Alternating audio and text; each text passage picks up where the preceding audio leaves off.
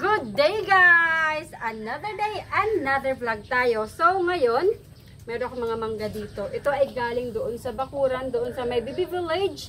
Ang dami nila, ito ay aming pinulot. Yes guys, hindi na ngayon kinukuha yung mangga. Ito ay pinupulot nila. Ganun sila karami nagsilaglayan. Sobra kasing humangin ng malakas. Bago yung ulan, humangin ng malakas. So, nalaglag yung mga hino. Ngayon guys, babalatan ko yung mangga. Sobrang fresh pa to guys. Oops. Ayan o, ganda ng kulay. Bibigay ko to sa mga manok. Siyempre, pang manok. At malamang sa akin.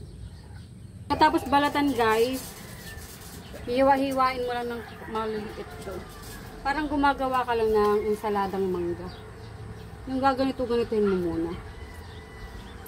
Tapos, pagkalabas, ganito na yung kahiwa niya. Diba? Gagawin ko na muna guys lahat ng to ha. Saglit lang.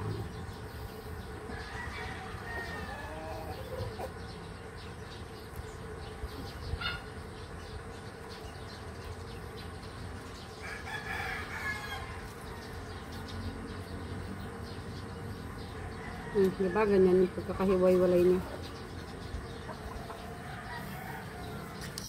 Ayan na guys, ay nahiwa ko ng mangga. Saktong-sakto na yung laki nito para sa aking mga alaga. Tapos guys, eto rin, meron din ako, napansin nyo, meron din akong itlog ng pugo dito. Ayan, mas maganda itong pinapakain syempre na itlog ng pugo. Kaysa naman sa, may itlog naman kayo ng manok, bakit hindi na lang yun? So syempre, papakain mo ba yung mga manok mo ng mga itlog nila? Kawawa naman, diba? So syempre, para ito is mas, mas magandang tingnan. Itlog ng pugo, wag naman yung itlog nila. So guys, eto, natutunan ko lang to. At nakaka-inspire naman yung ginagawa ni Barangay Donna. Kaya every time na may available naman kami dito, so ito rin ginagawa ko. Itong mangga, kasi nasa bakuran lang namin yan. Dati yung mga inaalagaan ko pa yung mga RIR. Hindi ko na ito ginagawa ito, hindi sila mga baby. Basta babay ko lang sila, tapos ibibigay ko na sa kanila. Pero ito, extrang alaga kasi sila, sineselan ko. Hindi ko naman sila sineselan. Kumbaga, ito lang para maganda lang kainin nila. O diba?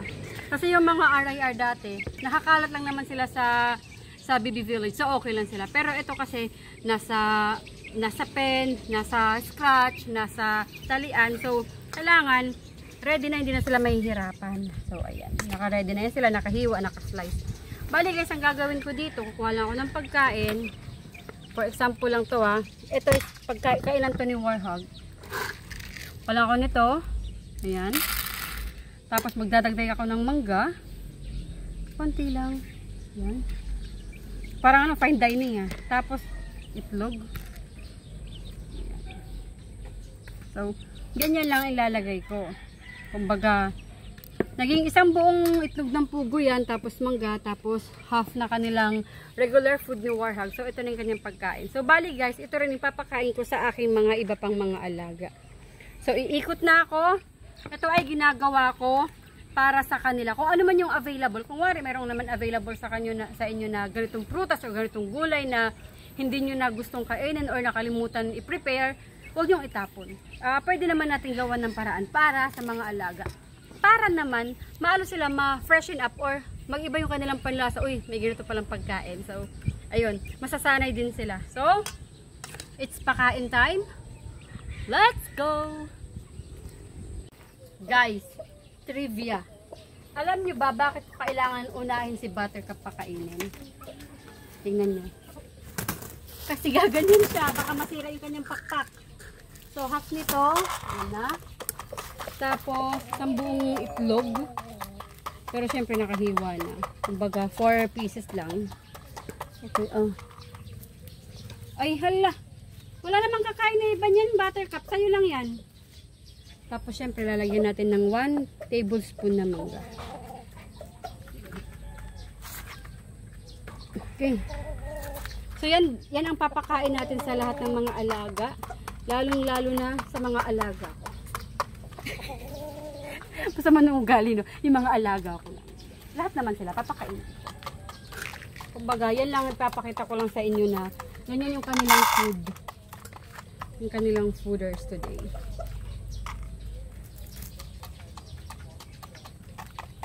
Okay? So, and to the next kainan.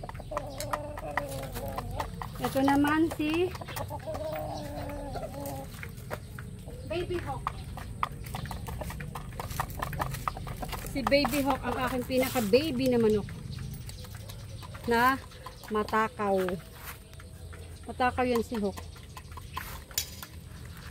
Pero mas matakaw si Bradley. Bibi, oh. Oh, di ba? Kagaling niyang kumain.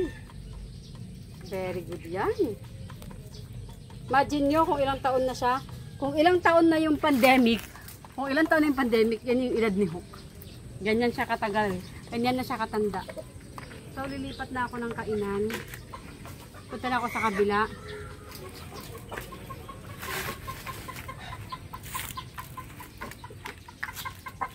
Ito guys is para kay Sky. Kilala nyo naman si Sky, diba? 1, 2, 3, 4. Tapos, syempre, regular ration na siya kasi malaki na siya. Matanda na ang aking Sky. Ito yung kanyang food. Hatid na natin, tara.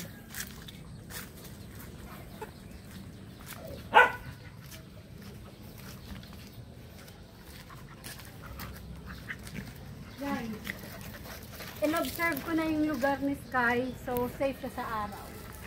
Bale, yan ang aking mayabang na Sky. Oh, kain na. Kain ka na.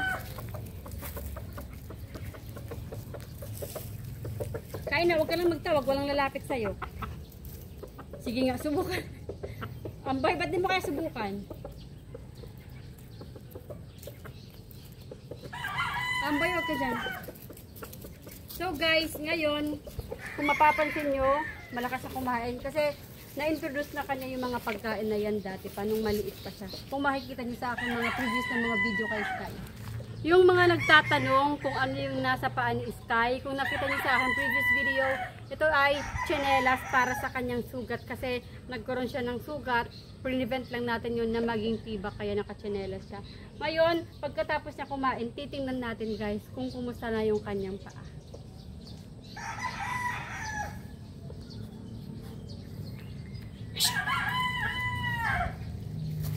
So why? Kay Otlum naman.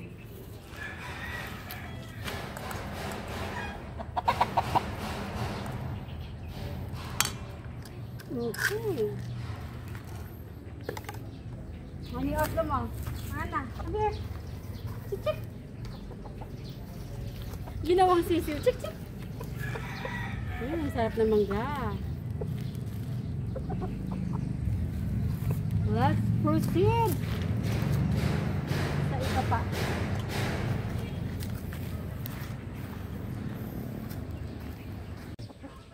So guys, ayan yung kinain niya, oh. Kunin natin dito. Yan yung kanyang tira. May tira pa siya na mangga at saka yung pellets kasi inuna niyang kainin yung itlog. So ngayon yung kanyang tira. Pero babalikan niya kasi maliwanag pa, so kakain pa yun. Nasaan ka na ba, Sky? Ayun, naging isnabero siya. Ayun siya, oh. Pero mamaya kakainin niya to. Oh, ito na yung pagkain mo. Kainin mo pa. Ito na guys, si Sky. So, kumustahin natin yung kanyang paa. Yung kanyang bibig, pasensya na kasi kumain siya ng mangga kaya medyo marungis. Dumikit yung buhangin. So guys, ito na yung kanyang paa na may tsinelas. Yan guys ha, dapat maluwag lang. Ayan, para hindi mamaga yung paa. Ayan, so klaro tayo, maluwag doon. Tapos silipin natin yung kanyang sugat kung kumusta. So ayan guys, so far so good. Hindi na patuloy yung kanyang sugat. Ayan, dry, malinis. Medyo itim lang kasi sa goma, diba? Magmamansya yung goma. Pero so far good yung kanyang paa. Hindi nagtuloy-tuloy yung sugat. Which, ang ibig sabihin is, hindi rin magiging tibak yung kanyang sugat kasi naagapan. Basta tandaan lang guys, yung pagsuot nyo ng tsinelas is, dapat hindi magiting yung manok para hindi mamaga. Tapos, hindi talaga dapat pinapabayaan. So, from time to time, sisilipin nyo kung kumusta yung paa niya. Kasi baka biglang maluwag nga iniwan nyo. Tapos, yung pagkahapon, dahil galaw siya ng galaw, lakad siya ng lakad, is naigting na pala yung kanyang paa. So, kawawa naman, baka mamaga. Yan guys, okay naman yung kanyang update sa kanyang sugat. It's good. So, guys, ito si Sky. At ako si Aling Mimay at ang aking pagpapakain ng mangga at saka itlog ng pugo. Say bye-bye, Sky. Bye-bye!